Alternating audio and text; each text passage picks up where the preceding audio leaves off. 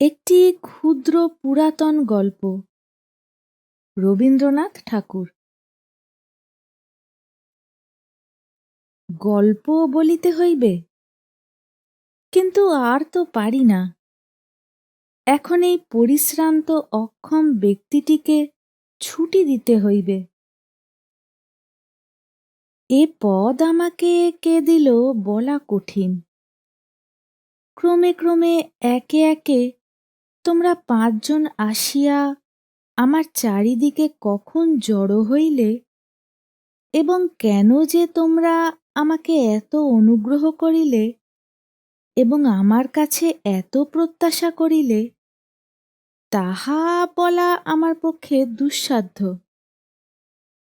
অবশ্যই সে তোমাদের নিজ গুণে শুভদৃষ্টক্রমে আমার প্রতি সহসা তোমাদের অনুগ্রহ উদয় হইয়াছিল, এবং যাহাতে সে অনুগ্রহ রক্ষা হয়, সাধ্যমতো সে চেষ্টা ত্রুটি হয় নাই। কিন্তু ৫ জনের অব্যক্ত অনির্দিষ্ট সম্মতিক্রমে যে কার্যভার আমার প্রতি অর্পিত হইয়া পড়িয়াছে, আমি তাহার যোগ্য নহি। ক্ষমতা আছে কি না তাহা লইয়া বিনয় বা অহংকার করিতে চাহি না, কিন্তু প্রধান কারণ এই যে বিধাতা আমাকে নির্জনচর জীবরূপেই গঠিত করিয়াছিল। খ্যাতি যশ জনতার উপযোগী করিয়া আমার গাত্রে কঠিন চর্মাবরণ দিয়া দেন নাই। তাহার এই বিধান ছিল যে যদি তুমি আত্মরক্ষা করিতে চাও, তো একটু নিরালার মধ্যে বাস করিও। চিত্ত সেই নিরালা বাসস্থানটুকুর জন্য সর্বদাই উৎকণ্ঠিত হইয়া আছে। কিন্তু পিতামহ অদৃষ্ট পরিহাস করিয়াই হোক অথবা ভুল বুঝিয়াই হোক, আমাকে একটি বিপুল জনসমাজের মধ্যে উত্তীর্ণ করিয়া এক্ষণে মুখে কাপড় দিয়া হাস্য করিতেছেন।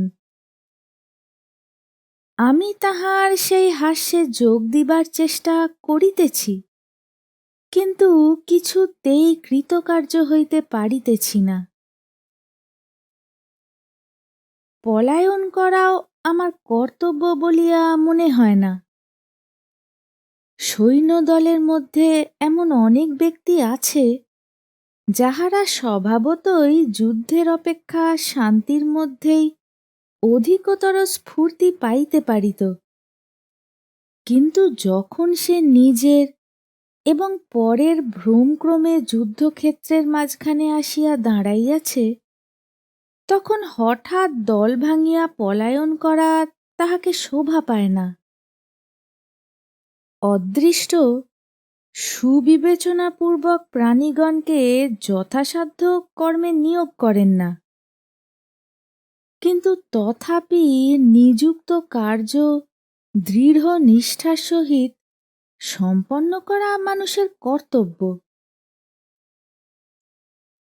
তোমরা আবশ্যক বোধ করিলে আমার নিকট আসিয়া থাকো এবং সম্মান দেখাইতেও ত্রুটি করো না।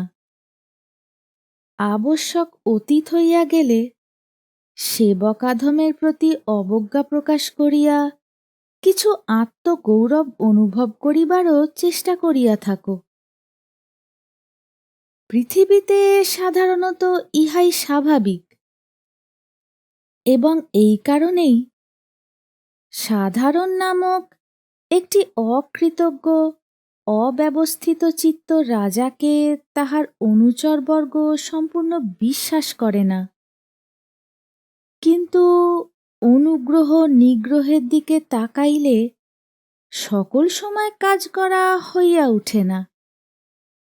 নিরপেক্ষ হইয়া কাজ না করিলে কাজের গৌরব আর থাকে না।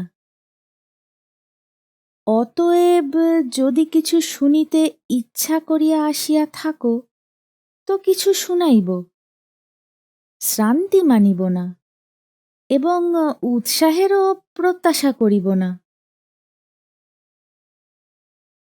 আজ কিন্তু অতি ক্ষুদ্র এবং পৃথিবীর অত্যন্ত পুরাতন একটি গল্প মনে পড়িতেছে।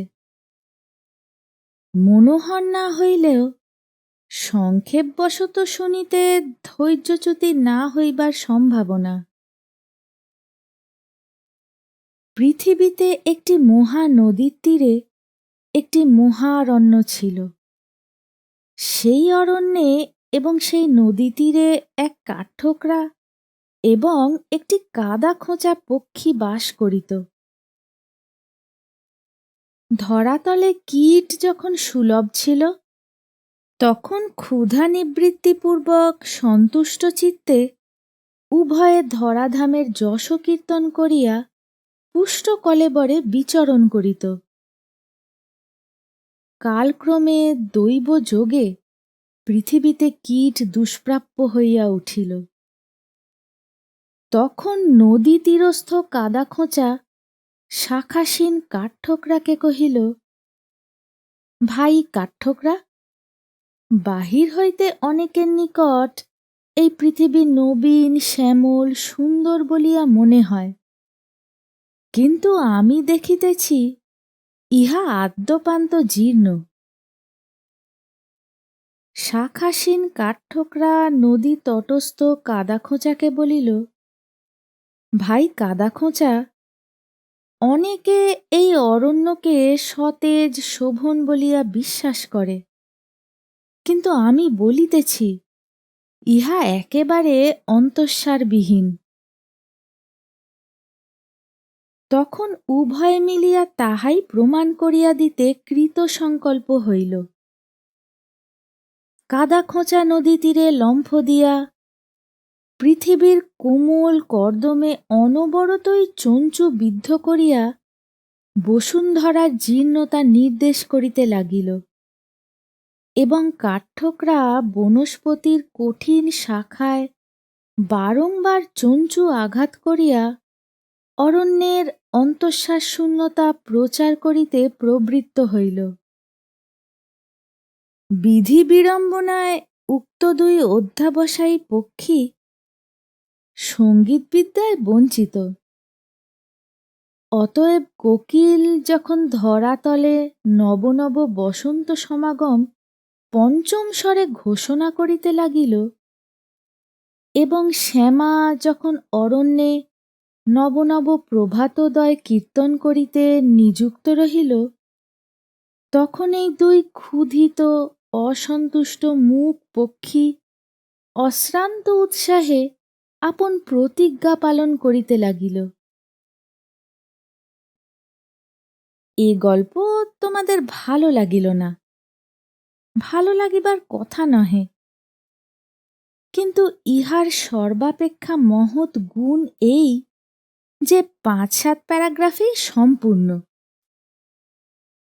এই গল্পটা যে পুরাতন তাহাও তোমাদের মনে হইতেছে না। তাহার কারণ পৃথিবীর ভাগ্যদোষে এ গল্প অতি পুরাতন হইয়াও চিরকাল নূতন রহিয়া গেল।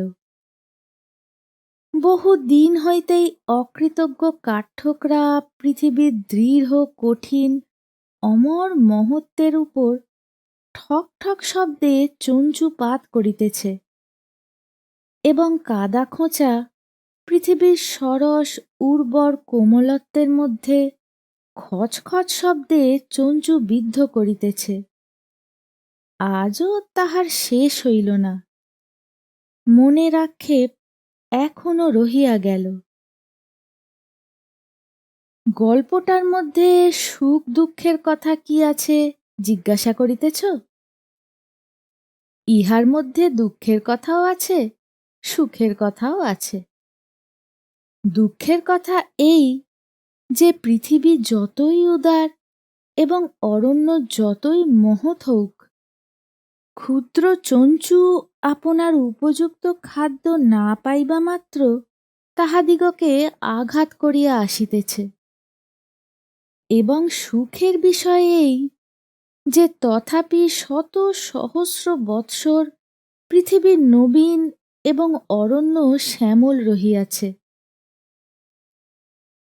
যদি কেহ মরে, তো সে ওই দুটি বিদ্বেষ বিষ জর্জর হতভাগ্য বিহঙ্গ, এবং জগতে কেহ সে সংবাদ জানিতেও পায় না। তোমরা এ গল্পের মধ্যে মাথামুন্ডু অর্থ কি আছে বুঝিতে পারো নাই? তাৎপর্য বিশেষ কিছুই জটিল নহে, হয়তো কিঞ্চিৎ বয়সপ্রাপ্ত হইলেই বুঝিতে পারিবে। যাহাই হোক, সর্বশুদ্ধ জিনিসটা তোমাদের উপযুক্ত হয় নাই, তাহার তো কোনো সন্দেহ মাত্র নাই।